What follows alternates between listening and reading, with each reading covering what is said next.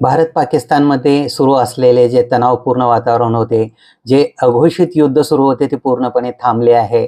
आज दुपारी 3 वाजता याबद्दल संमती झाली आणि त्यानंतर 5 वाजल्यापासून हे युद्धविराम पूर्णपणे अंमलात आल्याची घोषणा करण्यात आली आहे.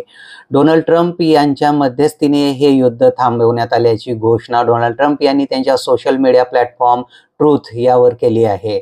याबद्दल मार्को रुबियो हे अमेरिकेचे गृहमंत्री यांनी त्याबद्दल माहिती दिली आणि त्याचबरोबर त्यांचे ट्विट आले तसे हे युद्धविराम दोन्ही देशांनी डिक्लेअर केले की आता हे आम्ही युद्ध थांबवत आहोत. पहलगाम युद्धाच्या पार्श्वभूमीवर सुरू झालेला तणावपूर्ण वातावरण हे आज 10 मे रोजी थांबवण्यात आल्याचे दिसून येत आहे.